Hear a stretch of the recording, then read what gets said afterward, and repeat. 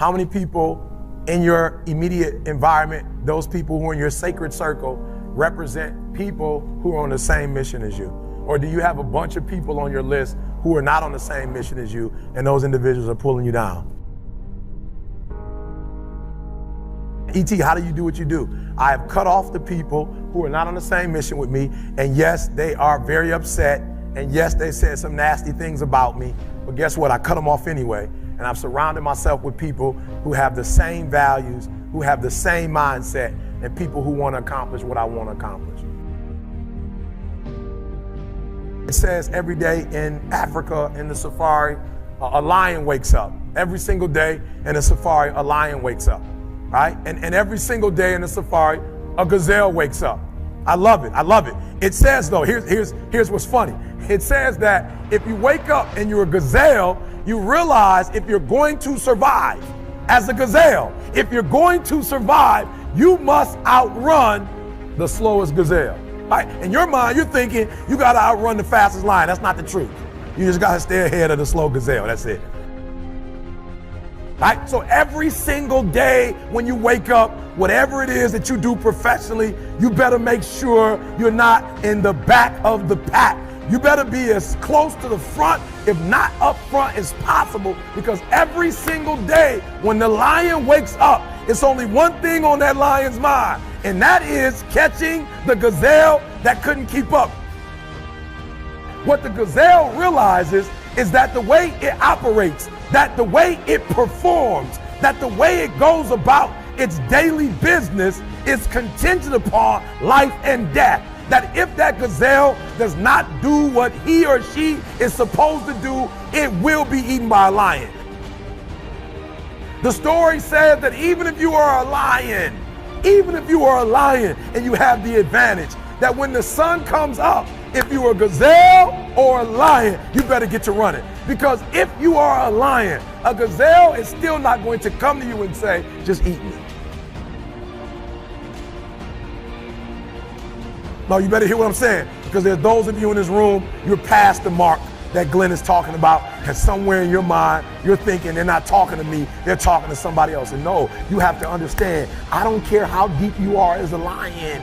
When you wake up, nothing is going to come to you. Nobody's going to give you anything. They're still not giving stuff to ET. I still have to work. I still have to fly 20 hours to get to Australia. I still have to go to London. I still have to do free stuff in Detroit. I still have to drive. I'm a lion. And when the sun comes up, I still have to get to running. Here's the challenge though. I asked myself when I read that story, that's what's on the surface. I read it and I started asking myself, E.T., what's the difference between a gazelle and what's the difference between a lion?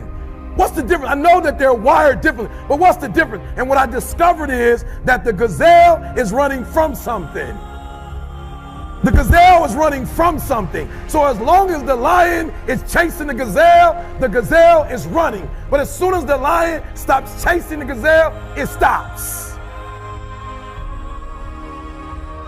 And that's a lot of you in this room.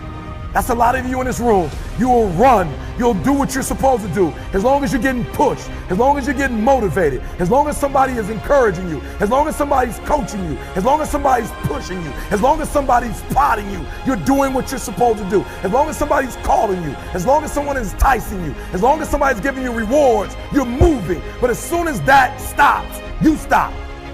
I asked myself the question about the lion, and I said the lion is not running to be rewarded. The lion is running to eat.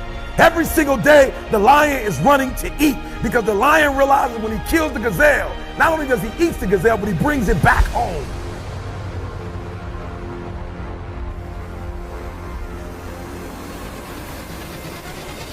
You've got to ask yourself, what's your why? What motivates you? What pushes you? What drives you? And if that thing is internal, if nobody has to call you, if nobody has to prod you, if nobody has to reward you, if nobody has to give you anything, if you are self-motivated and self-regulated, you can have it, you can be it, you can do it. I need you to do me a favor. When you leave, I need you to be honest with yourself. I need you to be transparent. I need you to say in my dreams, I'm beast mode. Beast mode. My business plan, beast mode. My income that I have for myself, beast mode. What I want to do for my children, beast mode. In the university, the scores I need, beast mode. I've got to go into beast mode to get it. And I want you to look at your time.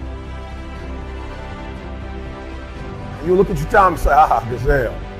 That's a gazelle right there. You look at your habits, gazelle.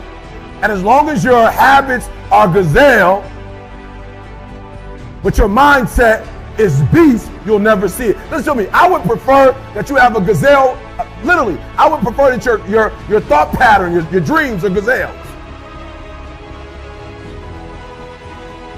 Like I would prefer income, gazelle. But what you did every day was beast. And without you saying a word, without you telling the world, if gazelle tattoo, but you act like a beast, guess what you would get? You would get more than what you bargained for, because that's what happened to us. All we were doing was videos. We never knew that we would be a global company. We never knew we would be a multi-million-dollar company. We never knew we'd have stores in Australia. We never knew we would sell our books in Africa. We never knew our stuff would be in England. We never knew. So we were these small kids doing small stuff. But when you looked at our schedule and our activities, beast mode.